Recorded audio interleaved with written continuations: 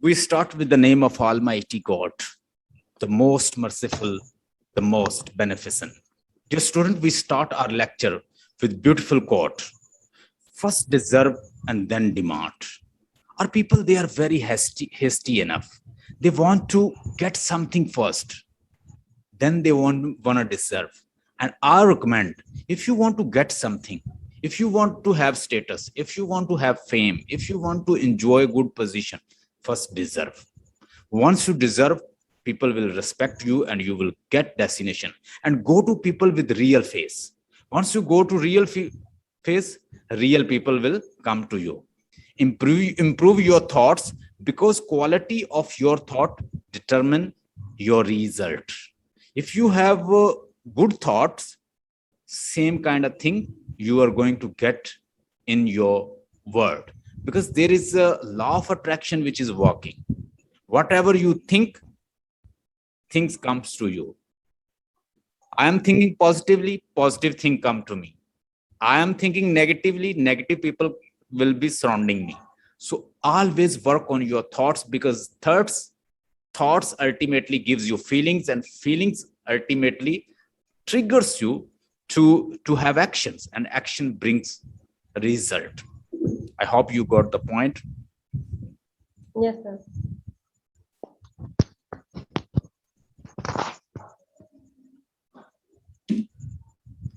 So in today's lecture, we are going to learn about Simasini.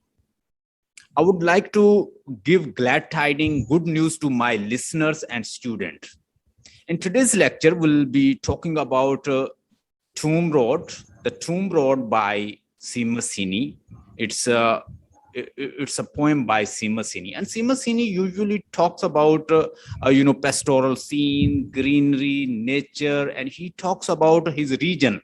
He's also known as a regional poet because he discusses about his region.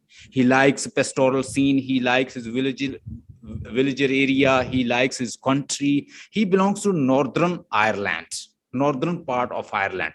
There were two parts of the Ireland, southern and northern.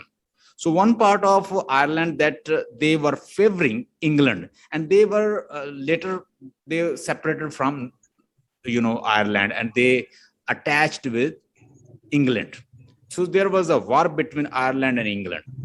England occupied Ireland, and Simasini, he saw when Ireland was occupied by England. So they were imperialist and they colonized his country, and he faced all these things. And even he discusses his idea related to slavery, related to colonization. He also talk about the constable call, where one of constable he is looking after, and he is taking account of the land, and he's having ledger and recording whatever you have to grow in the field, and everything they are watching, looking, even seeing what activity you are doing in the fields. Even this person Simasini, he belongs to villager area, pastoral area, countryside area. So what happens, there were some people, they were colonizer, they go over there, they watch them, they see them, whatever they are growing, and the child was feeling he was fear, he was afraid, and he was totally terrified. So he includes the theme of fear in his poetry. Theme of colonization, theme of war, theme of fighting, theme of tanks, theme of ammunition, and theme of fear, theme of mystery, theme of myth makings, like myths. He include mythologies, he include war, he include kind of tanks, he includes fears, mysteriousness, sometime some different kind of images related to Roman Greeks. This writer has studied literature from Roman Greeks to present age. To be very frank, he's a poet, he's a prose writer, he's a critic, he's a novelist, he's a playwright, he's a translator, he's a professor, he's a lecturer, he's a teacher. His wife was also a school teacher. So this person has studied literature from Roman Greeks to present age. He's against poetry should not be propagandist, should not be in the hand of the propagandist. He writes defense of the poetry, because that time people were criticizing poetry, that poetry is just art, and it can nothing to do with modern scientific inquiry, scientific knowledge. But he said that since poetry belongs to life and art, and we can change life, poetry has impact. Poetry and art can change life, mold life, give direction to life.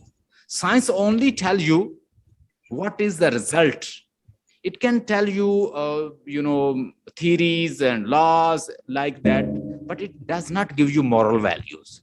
Talk about the poetry. Poetry gives you moral value. So that poetry should be honored, respected, because it is related to life and it reflects in life. Therefore, poetry should be honored, it should be respected, and it should be should not be language the propagandist, and it should be free from didactic purpose. It should be to show only life. What happens? Defense of the poetry लिख चुके हैं. Poetry को propagandist की language नहीं होना चाहिए. Poetry को किसी डिडक्टिव पर्पस के लिए इस्तेमाल नहीं होना चाहिए, प्रीचिंग के लिए इस्तेमाल नहीं होना चाहिए, खास पर्पस नहीं होने चाहिए, कोई खास डिजाइन नहीं होने चाहिए. लेकिन उसका अपना कंट्री ऑक्युपाइड है इंग्लैंड की तरफ से. यहाँ पे पोएट जो है वो एक तजाद का शिकार हो गया, कॉन्ट्राडिक्शन का. तो पोएट ने क्या सहारा लिया? चूंकि इसके पास नॉलेज रोमन ग्रीक से प्रेजेंट एज का था, तो इसने क्या सहारा लिया? इसने कहा कि अब मैं मिथ मेकिंग टेक्निक यूज करूंगा. मतलब फार्मर को कह दिया कि सोवर्स ऑफ सीड, सीड बोने वाले, तो उनको मॉन्स्टर कह दिया. मतलब टैंक को कह दिया मॉन्स्टर.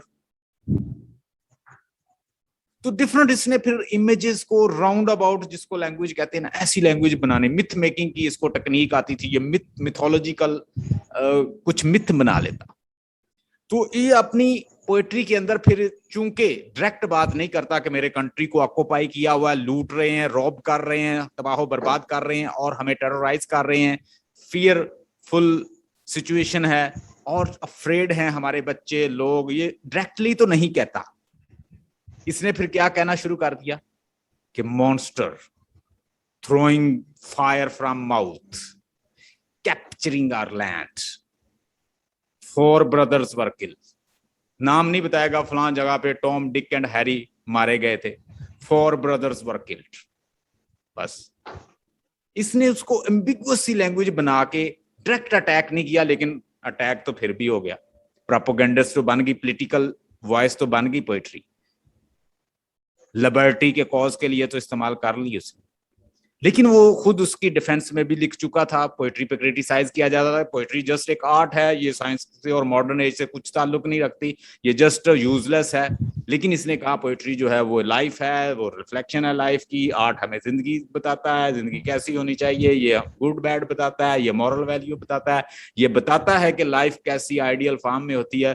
जबकि साइंस तो ऐसी रिजल्ट नहीं बताता, वो मोरालिटी तो नहीं सिखा सकता. तो ये सारी बातें भी कर चुका था, कॉन्ट्रडिक्शन में भी आ गया. अपना कंट्री भी ऑक्युपाइड है, तो अपने कंट्री की फेवर के लिए, because being a inhabiter, being an inhabitants of Ireland, and he belongs to Roman Catholic religion. Roman Catholic religion से भी ताल्लुक रखता था. कैथोलिक रिलीजन था इसका. 2 मेन फिरके हैं क्रिश्चियनिटी के, एक है प्रोटेस्टेंट और दूसरा है कैथोलिक. तो ये कैथोलिक ग्रुप से ताल्लुक रखता था, नॉर्दर्न साइड आयरलैंड से ताल्लुक रखता था. मैंने अपने दूसरे लेक्चर में बड़ा डिटेल बताया हुआ है. इसी लेक्चर के अंदर हम सारे अपने लेक्चर के लिंक दे देंगे. उसमें मैंने कॉन्स्टेबल कॉल, थोलन मैन, और उसके अलावा जितनी भी मेरी दूसरी इसकी पोएट्री है, वो सारी को मैंने बड़ा डिटेल डिफाइन किया हुआ, along with political knowledge, historical perspective of the poet. Historical perspective से मैंने बड़ा डिटेल बताया हुआ है. अगर आप मेरे वो लेक्चर सुनेंगी और उन पॉइंट को नोट कर लेंगी, तो मैं आप लोगों को ये कहता हूं कि आपको बुक पढ़ने की जरूरत नहीं है. आप जस्ट उन्हीं पॉइंट से डिफाइन करें, क्रिटिकल एप्रिसिएशन भी हो जाएगा, कॉन्टेक्स्ट भी हो जाएगा, आप मुश्किल अल्फाज भी आ जाएंगे, एक एक लफ्ज का मानी भी बताया हुआ. आज ये जो पोएम मैं आपके साथ डिस्कस करने जा रहा हूं, टूम रोड, इस टूम रोड को मैं आज डिस्कस कर दूंगा। और यही एक पोएम, ये भी मैंने रिकॉर्ड की थी लेकिन अपलोड नहीं की, तो मैं आज बस आपको यही बताऊंगा, बाकी सारे लिंक दे दूंगा इसी की डिस्क्रिप्शन में। आपने वहां से सारे सुन लेने हैं वन बाय वन, और कुछ नहीं करना, आपका सारा पोएट ही हो जाएगा। बुक सामने रख लें, एक एक लफ्ज के मानी बताए हुए हैं, उसको एक दो दफा देखें, साथ हिस्टोरिकल, पॉलिटिकल और सारे नॉलेज को डिस्कस किया गया है।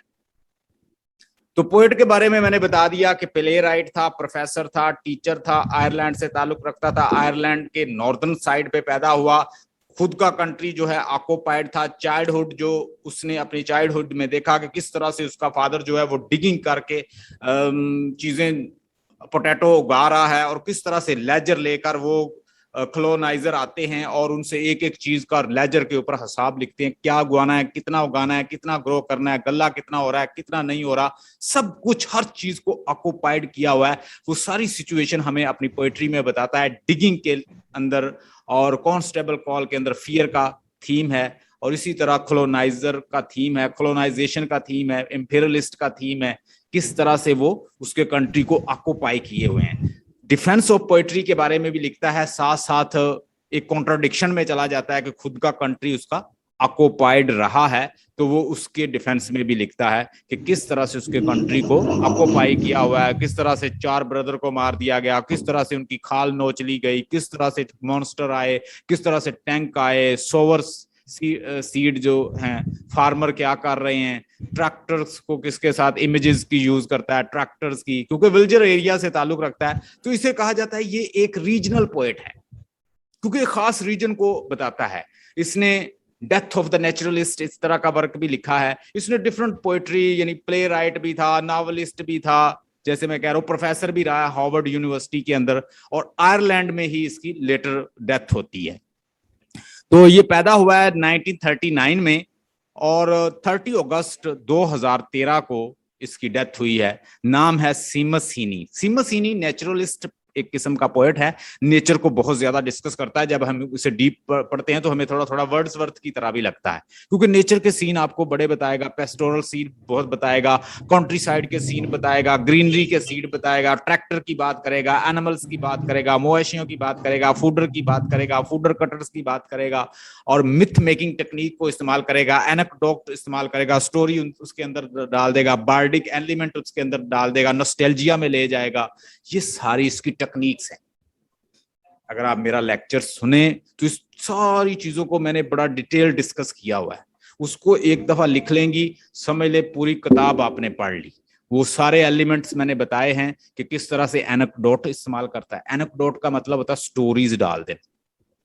बार्डिक एलिमेंट को इस्तेमाल करता है, पोइट्री से रिलेटेड जो एलिमेंट्स होते हैं वो इस्तेमाल करता है। मिथ मेकिंग की, कुछ मिथ खुद बना लेता है, क्योंकि रोमन ग्रीक्स के लिटरेचर को थॉरोली स्टडी किया प्रेजेंट एज तक, तो मिथ बना लेता है, खुद मिथ क्रिएट कर लेता है। फिर उसके बाद क्या करता है, स्टोरीज डाल लेता है, इमेजेस का इस्तेमाल करता है, पर्सोनिफाइड कर देता है चीजों को, नेचर को बड़ा इस्तेमाल करता है, इमेजरी बड़ी भरपूर इस्तेमाल करता है, ऑक्सीमरोन का इस्तेमाल करता है। ऑक्सीमरोन कि जो चीज आपको वाजे नजर आ रही है वो दोनों में कॉन्ट्राडिक्शन बता के बात कर लेता है। सिंबल्स का इस्तेमाल करता है। तो ये सारी उसकी पोएट्री की कैरेक्टरिस्टिक हैं जो उसके अंदर वो इस्तेमाल करता है। इन सारी चीजों को आपने देखना है, और आपके पास बहुत ज्यादा मवाद होगा, मटेरियल होगा। आप भले 20 पेज लिख ले अगर आप लिखने वाली हैं। हार्वर्ड यूनिवर्सिटी में प्रोफेसर बतौर काम किया है। हमारा पोएट प्ले राइट भी रहा है, नॉवलिस्ट भी है, उसके बाद पोएट भी है, और डिफरेंट जॉनरास में उसने वर्क किया है। He has got many awards, specially E.M. Forster award इसने हासिल किया, नोबेल प्राइज अवार्ड हासिल किया, और डिफरेंट और भी अवार्ड्स उसने हासिल किए, क्योंकि उसके पास नॉलेज बहुत ज्यादा था। सीमस हीनी अपने दौर का बहुत प्रोमिनेंट पोएट था, बड़ा अच्छा पोएट था पोएट्री की फील्ड में। अवार्ड लेने के साथ साथ इसको रॉबर्ट लॉवेल ने कहा कि मोस्ट इंपॉर्टेंट आयरिश पोएट। इसके बाद W.B. यीट्स भी एक पोएट था, लेकिन इसको वो क्या कहता है, most important Irish poet. Robert Lowell की कोटेशन जो है इसको याद कर लें, the most important Irish poet बड़ी प्रोमिनेंट है।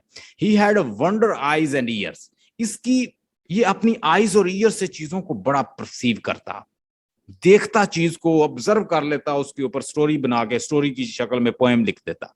पोएम के अंदर ही एलिमेंट्स होते, bardic element, nostalgia, myth making techniques, anecdotes, story tellers, Roman Greeks का नॉलेज उसके अंदर इन्फ्यूज कर देता, तो इस तरह एक पूरी स्टोरी से बना देता अपनी। He had wonder eyes and ears, poetry touches our penta senses, इसकी पोइट्री हम पढ़ते जाते हैं तो हमें साथ साथ वो सारी सेंसेस हमारी अपील, सेंसेस को अपील करती है, जॉन कीट्स की तरह। हाँ जी, हमारी हियरिंग को, touch, taste, sight, smell, sound, मतलब इसकी पोइट्री के अंदर हमें क्या मिलता, कैनेस्थेटिक फीलिंग्स मिलती, इसके अंदर हमें क्या मिलता, ऑडिटरी चीजें मिलती, ऑडिटरी एलिमेंट्स हमारी ऑडिटरी सेंस को अपील करते, हमारी गस्टेटरी सेंस को अपील करते, हमारी ऑल फैक्टरी सेंस को अपील करते। तो इस तरह सारी सेंसेस को, पेंट्रा सेंसेस को अपील करती है, क्योंकि वो नेचर के करीब रहता है, नेचर से बिलोंग करता है, कंट्री साइड से बिलोंग करता है, विलेज साइड से बिलोंग करता है, तो उन्हीं की चीजों को इंक्लूड करता है। लोगों ने इसको टैग कर दिया कि ये तो एक रीजनल पोएट है, अपने रीजन को ही अपने माइंड में रखता है। कहते हैं कि सीमस हीनी के माइंड के अंदर एक प्री मॉडल वर्ड थी, आप जिससे डिस्कशन कर रहे होते हैं उसके अंदर एक प्री मॉडल थॉट होती है उसकी, उस थॉट के वो इधर उधर नहीं जाता, वो उस थॉट के करीब करीब ही रहता है, जो उसके सबकॉन्शियस में होती है चीज। तो इसी तरह हमारे पोएट के माइंड में भी एक प्री मॉडल वर्ड थी और वो उसी के बारे में ही लिखता रहता था। रीजनल पोएट भी कहा जाता है, लिमिटेड पोएट भी कहा जाता है, लेकिन ये लिमिटेड नहीं था, इसके पास नॉलेज बहुत ज्यादा। ही वॉज डाइड इन 2013, 2013 में सीमस हिनी की डेथ हो गई थी, आयरिश पोएट की। प्री मॉडल वर्ड इसके माइंड में मौजूद थी और थीम्स जो थे वो इससे रिलेटेड ही रखता, नेचर पे डिस्कस करता, पेस्टोरल सीन दिखाता, ट्रैक्टर की बात करता, ग्रीनरी की बात करता, फील्ड की बात करता, मवेशी की बात करता, फूडर कटर्स की बात करता और फार्मर्स की बात करता, हल चलाने की बात करता, फील्ड्स की बात करता, ग्रीनरी की, नेचुरल साइड, मवेशी, बर्ड, परिंदे, और वो प्री मॉडल वर्ड जो मैंने आपको बताया, जो कि कंट्री साइड में रहने वाले बंदे की होती है, विलेज साइड। तो वो सारी चीजें इसकी पोएट्री के अंदर हमें मिलती हैं। देखिए कितनी चीजें मैंने आपको बता दी, अगर ये सारे पॉइंट आप साथ साथ लिखती जाएं तो आपके तो 5-6 पेज अभी बन जाएं। रीजनल पोएट कहा जाता है। पॉलिटिकल ट्रबल्स इसके कंट्री में मौजूद थी, इंग्लैंड ने इसके कंट्री को ऑक्युपाइड किया हुआ था। ऊपर से वो तारीफ भी कर चुका है, एक पोएट को कैसा होना चाहिए, पोएट्री को प्रोपोगेंडस नहीं होना चाहिए, पॉलिटिकल वैल्यूज के लिए इस्तेमाल नहीं होनी चाहिए, किसी खास वाज को नहीं रिप्रेजेंट करना चाहिए, पोएट्री बायस अनबायस होनी चाहिए, बायस नहीं होनी चाहिए। लो जी, इधर तो मसला भी बन गया, कॉन्ट्रडिक्शन आ गई पोएट ने, तो पोएट ने एक और सहारा लिया। पोएट ने क्या किया, मिथ मेकिंग की टेक्निक इस्तेमाल की, स्टोरी की इस्तेमाल की, राउंड अबाउट लैंग्वेज शुरू कर दी, अपनी इमेजेस, मेटाफर, ऑक्सीमोरन, लाइटिटीज और वो पैराडॉक्सेस एलिमेंट इस्तेमाल करने के बाद पोएट्री फिर कर गया। I hope you got the point. हमने इसके बारे में बड़ी डिटेल डिस्कस कर ली है। Let's discuss his poetry now. इसने ये पोएट्री तकरीबन इसके अंदर ये क्वार्टरन्स में लिखी गई है। ये पोएट्री किस में लिखी गई है, एक क्वार्टरन की फॉर्म में। मैंने आपको बताया था कि क्वार्टरन क्या होते हैं। क्वार्टरन होते हैं कि अगर कोई स्टैंजा जो है 4 लाइन का हो तो उसमें उसको कहते हैं क्वार्टरन्स। लेकिन एक इसने क्वांटन का मतलब होता है, एक इसने स्टैंजा जो है वो क्वांटन में बना दिया है। मतलब 4 स्टैंजे हैं तो 4 स्टैंजा के अंदर 4 लाइन का एक स्टैंजा है। 4 को आप 4 के साथ अगर मल्टीप्लाई करते हैं तो वो 16 बनता है। ठीक है, यहाँ मैं आपको समझाता हूँ। अगर 4 को हम 4 के साथ मल्टीप्लाई कर देते हैं तो वो बन जाता है 16। Yes sir. ठीक है, तो कलर दो। अगर इसके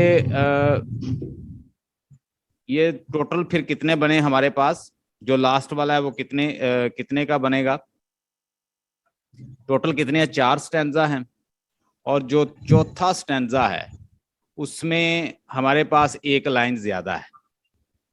3 तो क्या बन गए? 3 स्टैंजा तो 4-4 के, ठीक है, टोटल 4 हैं, 4-4 Yes, लाइन sir. के। लेकिन जो चौथा स्टैंजा है वो उसको 5 लाइन का बना दिया। आपको मैंने बताया था पोएट के पास पोएटिक लाइसेंस होता है, वो अपने रिदम के लिए चीजों को आगे पीछे कर सकता है, इसे कहते हैं, it is called Yes, sir. poetic license. So he has used 3 stanza for 4 line, which is called quatrain. But the 5th stanza is known as quatrain. तो क्वांटन का मैं आपको बता देता हूँ, इसमें 5 लाइंस होती हैं। तो ये बन गई 12, 12 और 5, 5 कितनी बनी? 17। 17. तो इसका मतलब है टोटल लाइन हमारे पास 17 है। और इसके साथ साथ पोएट ने जो जो चीजें यूज की हैं इसके अंदर, वो हम पहले ही देख लेते हैं, जो जो इसने चीजें यूज की हैं। एक तो बात है, ये अपनी पोएट्री के अंदर इमेजरी बहुत यूज करता है। जो चीजें मैंने आपको बताई हैं अभी, मैंने आपको बताया कि हमारा पोएट जो है बेसिकली उसने डिफेंस ऑफ पोएट्री भी लिखा है, रीड्रेस ऑफ पोएट्री जिसको कहते हैं, रीड्रेस ऑफ पोएट्री भी लिखा है। पोएट्री को Yes, sir. रीड्रेस किया है, पोएट्री को रीशेप किया है, उसको दोबारा से रिफॉर्मेशन के लिए लिखा है कि पोएट्री ऐसी होनी चाहिए, वैसी होनी चाहिए। लेकिन अपना कंट्री उसका ऑक्युपाइड है, तो उसे फिर जरूरत पड़ी, वो एनेक्डोट का इस्तेमाल करता है। एनेक्डोट का मतलब होता है स्टोरीज, ठीक है। वो मेटाफोर, सिम्बली वगैरह फिर वो इस्तेमाल कर लेता है, सिंबल इस्तेमाल कर लेता है, क्योंकि उसने अब डायरेक्ट पोएट्री भी नहीं कर सकता ऐसी कि जिसमें वो बिल्कुल ही पॉलिटिकल वैल्यूज उसमें यहाँ हो जाएं, पॉलिटिकल एजेंडा उसमें बिल्कुल वाजे नजर आए, ये पॉलिटिकल पर्पस के लिए लिख रहा है। वो क्या करता है, फिर स्टोरीज अंदर कुछ डाल देता है। मिथ मेकिंग की, मिथ मेकिंग का मतलब होता है मिथ बनाना, मिथ मेकिंग की टेक्निक कुछ इस्तेमाल कर लेता है, मिथ मेकिंग की टेक्निक भी इस्तेमाल कर लेता है। ये सारी चीजें वो अपनी पोएट्री में इस्तेमाल कर लेता है। मिथ मेकिंग की टेक्निक इस्तेमाल करता है, ठीक है, सिंबलिज्म का इस्तेमाल करता है, ऑक्सीमोरोन का इस्तेमाल कर लेता है, बार्डिक एलिमेंट का इस्तेमाल कर लेता है, छोटे छोटे रेफरेंस इस्तेमाल कर लेता है चीजों के, राउंड अबाउट लैंग्वेज इस्तेमाल कर लेता है। तो ये सारी चीजें उसको आपको इसके अंदर मिलेंगी। तो पहली चीज तो ये है कि इसने अपनी पोएट्री में जो चीजें इस्तेमाल की हैं, एलिट्रेशन, लिख लें। एलिट्रेशन का मतलब आपको बड़ा पता है, आपको मैंने पहले बताया। Repetition of sound. अगर कोई वर्ड या कोई लफ्ज बार बार रिपीट हो रहा है, जैसे हम यहाँ पे फाइंड करते हैं, जैसे यहाँ पे देखें,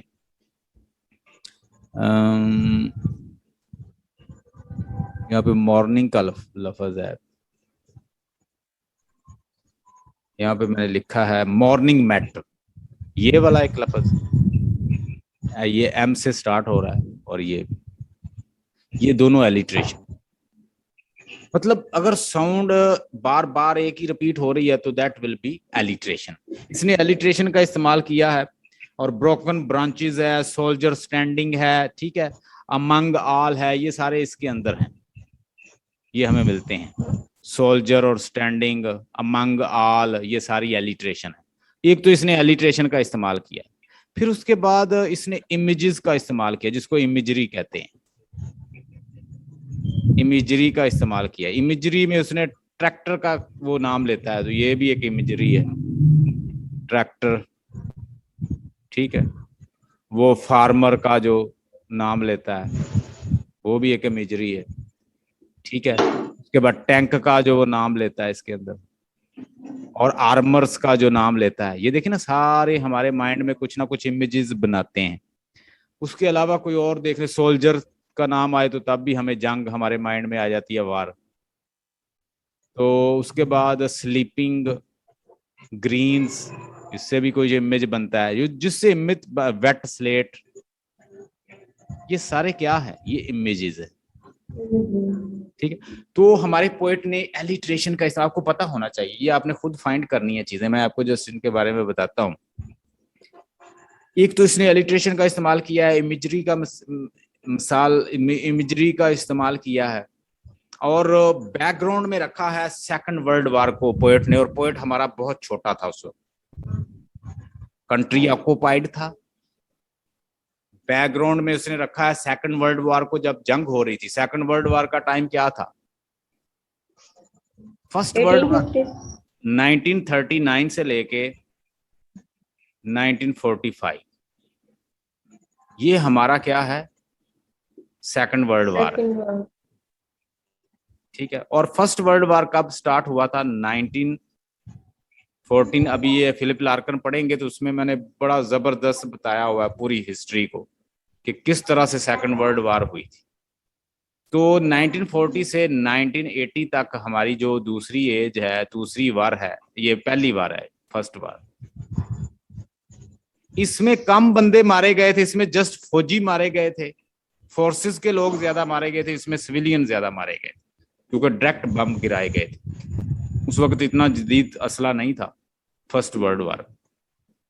आप फिलिप लार्कन की पोइट पढ़ेंगे, मैं उसके लिंक सेंड करूंगा तो आपको काफी चीजों की समझ आएगी। मैंने उसके ऊपर इतनी मेहनत की है कि मुझे खुद लगता है कि मुझे कोई और बनाने की जरूरत नहीं है न्यू लेक्चर। जिस लेक्चर की जरूरत होती है मैं उसका जरूर बनाता हूं, लेकिन मैं अपने लेक्चर को खुद सुनता हूं।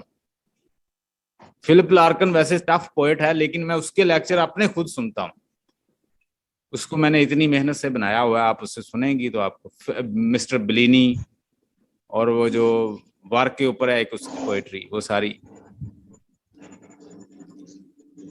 द टूम रोड, बेसिकली ये बैकग्राउंड में उसने सेकंड वर्ल्ड वॉर को रखा है। हमारा पोएट छोटा है, बख्तरबंद गाड़ियां वहां से गुजर रही हैं और वो उन सबको ऑब्जर्व कर रहा है। क्योंकि ये एक पोएट है और पोएट के साथ साथ पोएट ये बताना चाह रहा है हमें, नॉस्टैल्जिया में चला गया है पीछे कि क्या हुआ था जब वो छोटा बच्चा था। तो पोएट देखता है कि उसके कंट्री को ऑक्युपाई किया जा रहा है। वो जो हर्ड्स हैं, जो मवेशी हैं, जो ट्रैक्टर्स हैं, जिनके ऊपर हमारा कब्जा था, जो हमारी चीजें थी, वो उनके ऊपर भी काबज हो गए हैं। लेकिन वो टेरिफाइड और फियर क्रिएट करना चाहते हैं मेरे कंट्री के अंदर। उन्होंने हर चीज पे कब्जा कर लिया। उन रोड पे, जिन रोड पे हम गुजरते हैं, उनके ऊपर भी फौजी आ गए हैं, फोर्सेस के लोग आ गए हैं, बख्तरबंद गाड़ियां आ गई हैं। चूंकि पोएट जो है वो ताल्लुक रखता है विलेज और कंट्री साइड से, तो वो देख रहा है कि कैसे ग्रीनरी है, कैसे उनकी फसलों को तबाह किया जा रहा है, कैसे उसकी कंट्री से उसके गुजर के फोर्स आ रहे हैं। और पोएट एक फियर का एलिमेंट उसके अंदर दिखाता है, लोगों के अंदर एक फियर है। लेकिन साथ साथ वो ये भी बताता है कि लोग गफलत में सोए हुए हैं, उनके कंट्री पे कब्जा किया हुआ, तो उनको उठ खड़े होना चाहिए अपने कंट्री की आजादी के लिए। लोग सोए हुए हैं, लोग अवेयर नहीं है। देखिए, एक अवेयरनेस होती है कि आप किसी के साथ लड़ पड़े, एक अवेयर है कॉन्शियसनेस की, कि आप कॉन्शियस हैं आपके साथ क्या हो रहा है। Are you conscious what is happening about with you? अगर आप किसी को कॉन्शियस कर दें, भाई तुम्हारे साथ ये हो रहा है, भाई पढ़ लो, कामयाब हो जाओगे, अच्छी जॉब मिल जाएगी, जिंदगी बड़ी कंफर्टेबल गुजर जाएगी, क्या आप कॉन्शियस हैं? Many people, they are not conscious. As Carl Jung said, we are mostly unconscious where we need to be conscious, and we are conscious where we need to be unconscious. So what is the position of the people? They are inhabitant of Ireland. Ireland के जो बासी हैं वो सोए हुए हैं, उनके country पे कब्जा किया जा रहा है। तो कितने वो कॉन्शियस हैं, वो उसके बारे में आपको बताता है कि वो कितने लोग बिल्कुल सोए हुए हैं। So let's see the टूम road. ये टूम रोड एक प्लेस है जिसको उसने जिक्र किया, जिसका one morning early I met armoured car. एक अर्ली मॉर्निंग, पोएट, अब यहां से पता चल रहा है कि पोएट जो है वो अपनी पोजीशन बता रहा है कि जिस वक्त वो एक छोटा बच्चा था।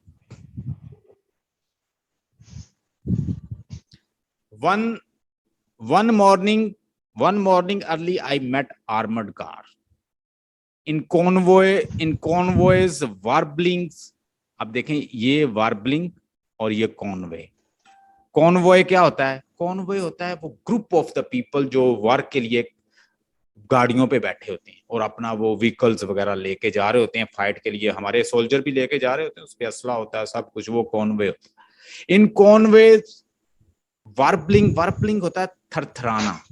जब कोई गाड़ी गुजरती है तो उसकी एक आवाज आती है, वाइब्रेशन सी होती है, थरथराहट होती है, वो बता रहा। In convoys warbling along on the powerful tyres, यानी वो जो बख्तरबंद गाड़ी जब वो गुजरता है कॉन्वे, तो वो उसकी एक आवाज आती है।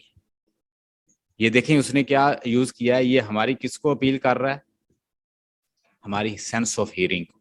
आपने साथ साथ चीजों को नोट करते जाना है।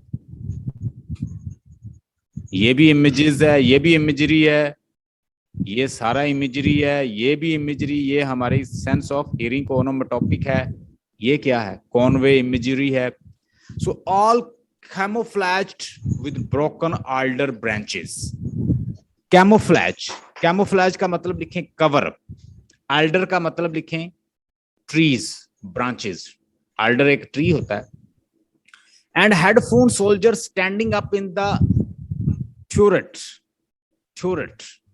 अब हेडफोन्स क्या होते हैं कि जब आपने देखा जब जंग हो रही होती है तो उन्होंने हेडफोन लगाए होते हैं। हाँ जी, ओवर बात करते करते ओवर, उनकी एक अपनी लैंग्वेज होती है और वो उन्होंने कानों को लगाए होते हैं और एक दूसरे के साथ राब्ता होता है कि कहाँ पहुंच गए, उनकी लैंग्वेज भी समझ नहीं आती। इसका मतलब है कि कंट्री को कब्ज ऑक्युपाई किया जा रहा है। तो बच्चा छोटा है लेकिन उसका कॉन्शियसनेस की अवेयरनेस देखें कितनी है, उसकी अवेयरनेस कितनी है कि वो उन चीजों को कहता है। मैं उस वक्त महसूस कर रहा था, एक पोएट की अवेयरनेस आम बंदे से कहीं ज्यादा होती है। अगर आपकी अवेयरनेस ज्यादा है और जहां पे लोग अवेयर नहीं होते वहां आपका रहना बहुत मुश्किल हो जाता है, क्योंकि आप तो कॉन्शियसनेस में है, आप तो अवेयरनेस में है, लेकिन वो बंदे इतने अवेयरनेस में नहीं होते जितने आप होते हैं। आप उनको कहते हैं कि भाई ऐसा हो सकता है, वो ऐसा हो जाता है, लेकिन वो सोए होते हैं। अब उनके साथ भी यही है। And headphone soldier standing up in the turret, और हेडफोन के साथ उस गलियों में वहां पे कौन खड़े हैं, सोल्जर खड़े हैं। How long were they approaching down my road, कब से ये सोल्जर मेरे रोड्स को, आप देखिए उसने माई रोड कहा है। माई रोड मीन कि उसका कंट्री। आप यहां से माई रोड के से मुराद आप क्या लो, उसका कंट्री है। कंट्री क्या है, कंट्री का नाम क्या है उसके, आयरलैंड। कि कब से कहता है, हो लॉन्ग वर, वो कब से, वो काफी यानी लॉन्ग, काफी देर से खड़े थे, अप्रोच कर रहे थे लॉन्ग माई रोड, हमारे रोड्स की तरफ। कौन, मेरे रोड, हमारे रोड, आयरलैंड की तरफ, आयरलैंड के रस्तों पर वो अप्रोच कर रहे थे, आ रहे थे, यानी काफी सोल्जर थे। As if they owned them, और ऐसे लगता था जैसे उनकी अपने रोड्स हों। जब कोई कंट्री पे कब्जा करता है तो आपको पता है वो रोड के ऊपर खड़े हो जाते हैं। वो जिनका घर है उनके घर को वो ये समझते हैं ये हमारी जगह है। आज कश्मीर के अंदर आप देखें तो क्या होता है, घर उनके, बिल्डिंग उसकी, जमीन उनकी, कब्जा कोई इसी और का। व्हाट इज दिस, भाई घर मेरा, लोग मेरे, कंट्री मेरा, जमीन मेरी, काबज कोई और। What happens? We are living in 21st century. I need to express my feeling.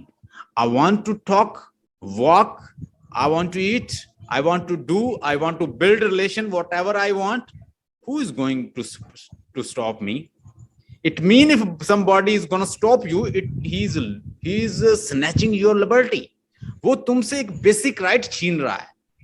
तुम अपनी मर्जी से खा नहीं सकते, रिलेशन नहीं बना सकते, जा नहीं सकते, बात नहीं कर सकते, लिबर्टियस वे से रह नहीं सकते। वेयर इज लिबर्टी, जो कि आज 21st सेंचुरी का मेन स्लोगन है, हर किसी को लिबर्टी होनी चाहिए। तो वहां पे लिबर्टी कहां गई? रोड मेरे, घर मेरा, कंट्री मेरा, चीजें मेरी, मलकियत मेरी, लोग उसके ऊपर काबज, फॉरेन फोर्सेस उसके ऊपर काबज। तो पोएट वही चीज बता रहा है। How long were they approaching down my roads as if they were owned them? ऐसे लग रहा था जैसे वो मालक हो, कंट्री हमारा, मालक ऐसे जैसे वो। आज कश्मीर के बच्चे भी यही कहते होंगे, आज फलस्तीन के बच्चे भी यही कहते होंगे। पैलेस्टाइन चले जाओ, कश्मीर चले जाओ, इस तरह के ऑक्युपाइड प्लेसेस पे चले जाएं, they people are speaking same. यही उनकी वॉइस है कि घर हमारे, मवेशी हमारे, माउंटेन्स हमारी, वादियां हमारी, कब्जे किसी और की। As if they owned them, ऐसे जैसे कोई मालक हूं वो उसके। The whole country was sleeping, सारा कंट्री जो है वो सो रहा था। The whole country was sleeping, मतलब कब्जा हो रहा है मुल्क के ऊपर, हर जगह से वो घेर रहे हैं, कॉनवॉयस जो है उनके आ रहे हैं, और हर वक्त हर तरफ से बख्तर बंद गाड़ियां जो हैं वो हमला करने के लिए रेडी हैं, और उनकी टायरों की आवाज मुझे आ रही है। सारा कंट्री सो रहा है।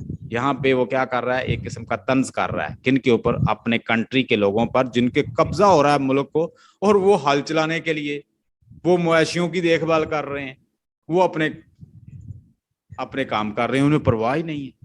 यहाँ पे कहता है कि तुम जितना मर्जी खौफ फैला लो, लेकिन तुम इनके दिल को नहीं डरा सकते, क्योंकि ये कंट्री हमारा है, ये रोड हमारे हैं, ये मवाशी हमारे हैं, ये लैंड हमारी है, हम इसके ओनर हैं। तुम कभी भी जिंदगी को नहीं हरा सकते। पोएट हमें इसके अंदर बेसिक लेसन देता है, तुम जिंदगी को जितना फिनिश करोगे, जितना मारोगे, जिंदगी फिर फूटेगी। जाओ देखो कितने लोगों को शहीद कर दिया गया, फिर जिंदगी जो है ऐसे लगता है जैसे ताकतवर है, जिंदगी फिर वहां पे जी रही है। I had right of my way, I had right of way, feeds kettles in my keeping. मेरे राइट्स हैं, मेरे राइट्स हैं किसके? रस्तों पे, फील्ड पे, कैटल्स पे, इन माई कीपिंग, ये मेरी मलकियत में, क्योंकि हम लोग इनके मालक हैं, किनके? फील्ड के, कैटल के, अपने मवेशियों के। हमें हक हासिल है, हम जैसे मर्जी रहें, कैसे मर्जी यूज करें इनको। Tractors hitched to the buck rakes in open sheds. Buck race का मतलब लिखें, इसका मतलब होता है कि जैसे वो पुल्स नहीं होते कोई, इस तरह की चीजें। और साइलो, नीचे साइलो भी लिखा, साइलो का मतलब होता है गुदाम। तो कहता है कि tractors hitch to the buck rakes in open sheds. Tractor जो हैं वो एक खास आवाज के साथ कहता चल रहे हैं ओपन शेड में। साइलो का मतलब होता है गुदाम, जहां पे गल्ला स्टोर किया जाता है। चिल गेट्स, वेट स्लेट का मतलब होता है कतबे वगैरह, जिसके ऊपर गीले गीले कतबे से, ये सारे ग्रीन, यानी ये सारी कहाँ पे चीजें होती हैं? विल्ज में। द ग्रीन्स एंड रेड्स, यानी इस तरह के कतबे जो हैं वो गीले हैं, उनके कलर जो है सब्ज हैं और रेड हैं। चिल गेट्स वहां पे मौजूद हैं। ये वेट स्लेट का मतलब लिखें गीले कतबे। ये सारी चीजों के नाम लिख रहे हैं। साइलो का मतलब लिख रहे हैं गोदाम, चिल गेट्स यानी गेट्स वगैरह। सो उसके बाद वेट स्लेट, गीले कतबे जिनके कलर ग्रीन और ये रेड हैं, ये सारे वहां पे मौजूद हैं विलेज में। और कहता है ऑफ आउट हाउस रूफ और home should I run to tell. इसमें कहता है कि जो आउट हाउस रूम है, यानी लोग जो हैं वो सारे सोए हुए हैं और उन्होंने अपने कमरों को भी लॉक किया हुआ है।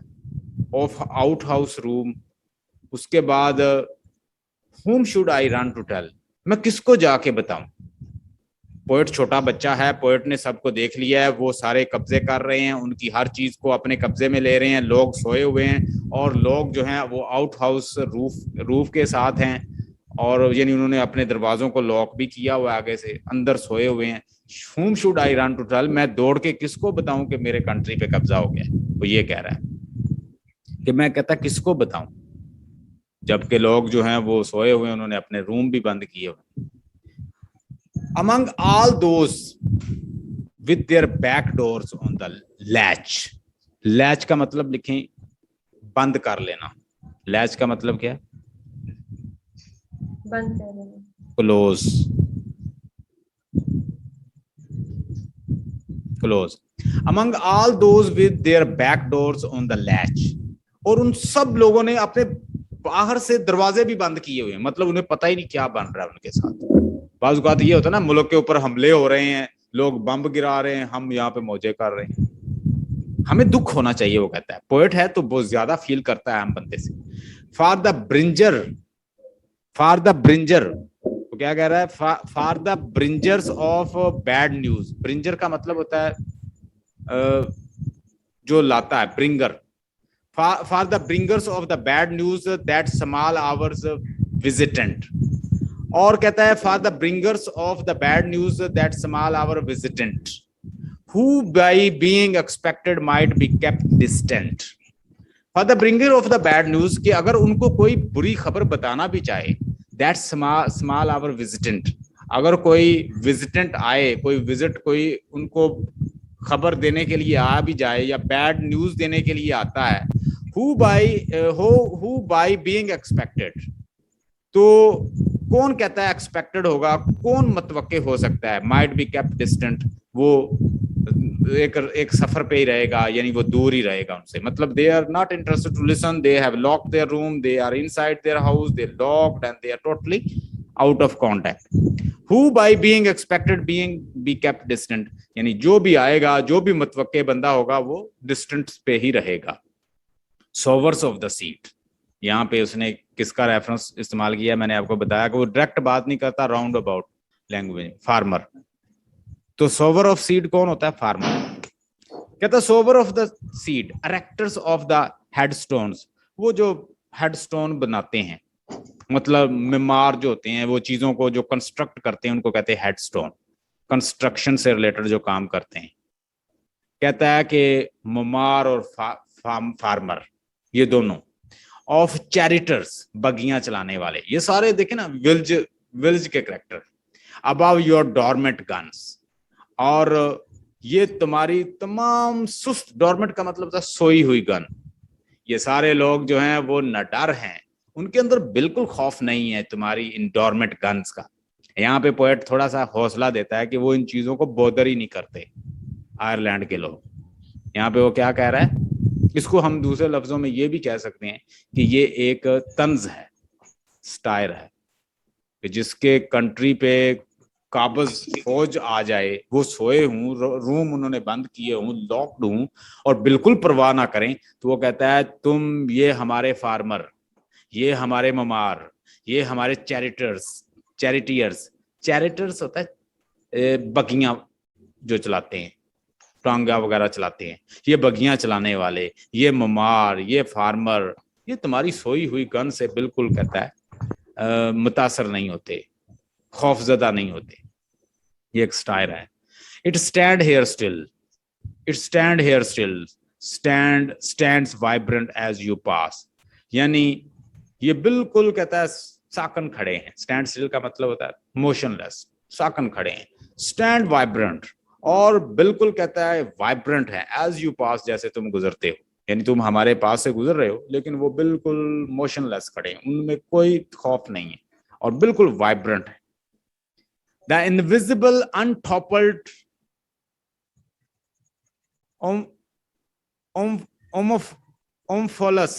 ओमोफोलस, आई थिंक ओमफोलस एक है, पत्थर है जो डेल्फी के अंदर रखा गया है, ग्रीक के अंदर. इसका डिस्कशन, इसका मैंने पढ़ा है उसमें भी, इडिपस रेक्स के अंदर भी. Omphalos is a stone that is kept in Delphi. ये एक डेल्फी के अंदर रखा गया है, और जो कि एक मंदिर है ग्रीक के अंदर, और वो ये क्लेम करते हैं ये पूरी दुनिया का सेंटर है, ओमोफोलस. So Omophilus is kind of stone, and that is kept over there in Greek, and it is considered the center of the universe. वो कहते हैं ये इस यूनिवर्स का सेंटर है. The invisible untoppled, यानी हमारे जो लोग हैं उनके अंदर जो हौसला है वो अनटॉपल्ड है, उसको तुम गिरा नहीं सकते. अनटॉपल का मतलब होता है गिराना, किसी चीज को टर्न टर्टल कर देना, किसी चीज को गिरा लेना, तो यू कांट अनटॉपल अस. ये अनटॉपल है. Untopple mean that can not be defeated. So invisible, untopple and omphalos Seamus Heaney. Seamus Heaney कहता है कि ये जो हमारे लोग जो हैं, ये क्या हैं, ये इनविजिबल हैं, ये अनटॉपल्ड हैं, और ओमोफोलस की तरह स्ट्रॉन्ग हैं, because they consider that they are centre, whoever going and coming they are nothing. जो भी हमारे पास ये आ जा रहा है वो हमें अफेक्ट नहीं करता. हमारा आयरलैंड जो है वो क्या है, वो ओमोफोलिस है because it is consider as the centre of all the countries. European countries में एक सेंटर है और nobody can defeat us, हमें कोई भी डिफीट नहीं कर सकता। तो इसको अगर हम ओवरऑल देखें तो इसके अंदर कितने थीम्स बनते हैं, हम इसके अंदर से थीम देखते हैं कुछ। एक तो इसमें थीम बन रहा है टायरनी का, टायरनिकल जो पीपल हैं उन्होंने क्या किया है, उन्होंने कब्जा किया है। एक इंपीरियलिस्ट का थीम है, कॉलोनियलिज्म का, कॉलोनियलिज्म का थीम है। और इसके अंदर एक और थीम होगा वार का, इसमें आप डिस्कस कर देना सेकंड वर्ल्ड वार में जब अमेरिकन जो थे वो हमला कर रहे थे, तो वो थीम है। आप इसके अंदर ये भी डिस्कस कर देना कि पोएट जो है उसने बड़ा माइन्यूटली ऑब्जर्व किया है कि किस तरह से एक कंट्री को दूसरे कंट्री, छोटे कंट्री पे हमला करके उसको अपने कब्जे में ले लेते हैं।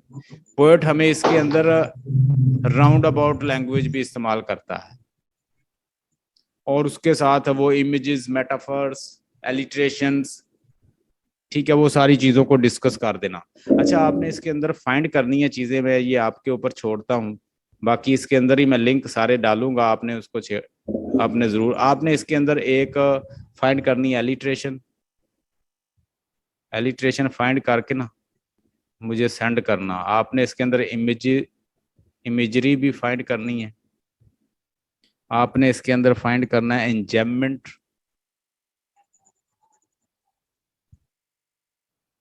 ठीक है, आपने इसके अंदर फाइंड करना है फिर अपोस्ट्रॉफी। अपोस्ट्रॉफी मैंने आपको बताया था कि जब कोई डायरेक्ट आप किसी के नाम से किसी चीज को मुखातब करते हैं तो उसे कहते हैं पर्सोनिफिकेशन भी देखना, क्योंकि ये पर्सोनिफिकेशन भी इस्तेमाल करता है। ऑक्सीमोरोन का मतलब होता है कि दो चीजें जो एक दूसरे के बिल्कुल अपोजिट हों, कंट्रास्ट में हों, उनको आमने सामने जब बंदा रख देता है तो उसे कहते हैं हम ऑक्सीमोरोन, ठीक है। पैराडॉक्स भी कहते हैं इसको, ओनोमेटोपिया भी इसमें आप देखना है, ओनोमेटोपिक लैंग्वेज देखिएगा, इमेजरी हो गई है, ठीक है, ऑक्सीमोरोन भी हो गई है, ठीक है। इन चीज़ों को आपने इसको फाइंड करके ना मुझे अंडरलाइन करके फिर सेंड करना, ठीक है। इसके अंदर सारी चीज़ें मौजूद है। बाकी मैं इसके अंदर ही दूसरे सारे लेक्चर का लिंक लगा दूंगा, मैंने सोचा आपका भी टाइम बच जाएगा तो मैं उसके अंदर लगा देता हूँ वो चीज़ें, उनको आप देख लेना। बाकी फिलिप लार्कन के ऊपर भी हमने लेक्चर दिया है, मैं देखूंगा जो मेरे लेक्चर नहीं है वो एक दे के उसके साथ भी सारे लिंक आपको दे दूंगा, तो फिर हम इंशाल्लाह ड्रामा स्टार्ट करेंगे, ठीक है। मैं देखता हूँ कोई और हमारे पास इसमें ये सारे हो, मैंने क्योंकि पर्सनल हेलिकॉन पे भी दिया हुआ है, मैं इधर आपको बता देता हूँ, आपने लिंक के अंदर से ये सारी चीज़ें डाउनलोड करनी है, मतलब उससे वॉच करनी है। डाउनलोड ना कीजिएगा, वॉच कर लीजिएगा तो हमें फ़ायदा हो जाएगा। पर्सनल हेलिकॉन ये भी मैंने दिया हुआ लेक्चर,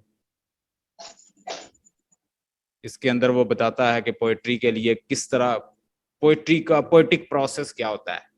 टेड ह्यूज ने अपना बताया था, इस ये अपना बताता है। टेड ह्यूज कहता है कि पोइट्री करने के लिए सबसे पहले ऐसे ही है, आइडिया ऐसे आता है कि जैसे जंगल से रात की तरीकी हो, थोड़ी सी रोशनी से थोड़ी सी नोज ऊपर करे फॉक्स, फिर थोड़ी सी आंखें आ जाएं, फिर पूरा चेहरा जो है वो उसका आ जाए, आइडिया ऐसे आते हैं पोइट्री के। ये कहता है कि पहले हम किसी कुएं में देखते हैं, उसमें हमें ठीक चेहरा नजर नहीं आता, दूसरे में थोड़ा सा क्लियर आता है, फिर किसी में घास वगैरह साफ कर दें, क्योंकि ये विलेज का बंदा है तो ये वहां के सीज आपको सीन बताता है, किसी में बिल्कुल क्लियर नजर आता है। तो आइडिया कभी क्लियर होते हैं, कभी घास आगे पीछे साफ करते हैं तो साफ चेहरा कुओं में नजर आता है, ये कुएं के आपको सीन दिखाता है। ये पर्सनल हेलिकॉन भी इसी तरह की। अच्छा, उसके बाद थॉलन मैन इसकी है, ये बड़ी जबरदस्त है स्टोरी, ये भी आप सुनिएगा, इसमें मैंने बड़ा जबरदस्त बताया हुआ है। अ कॉन्स्टेबल तीसरी का कांस्टेबल कॉल है, ये भी आपने वहां से वॉच करनी है। ठूम रोड मैंने अभी बता दी, इसी के अंदर सारे लिंक मिल जाएंगे आपको। चौथी आपके कोर्स में कास्टिंग एंड गैदरिंग है। तो ये सारे मैं लिंक उसी इसी लेक्चर में डाल के आज अपलोड अपलोड कर दूंगा। And it is requested to all the viewer, whenever you watch my lecture, please watch live lecture. Once you download, it decreases our rating. You are unconsciously, you are hurting me. आप unconsciously मुझे hurt करते हो, क्योंकि उससे rating हमारे channel की कम होती है। So I want your support and you should also comment on my channel. Once you comment on my channel, then I'm happy, at least I'm working well and I am getting result by your side. Stay blessed and have a nice time. आज के लिए यही lecture है और मैं इसी के link में सारे अपलोड कर दूंगा। डिस्क्रिप्शन में आपको लिंक मिलेंगे इन सभी के, तो आप वहां से वॉच करेंगे। Have a nice time.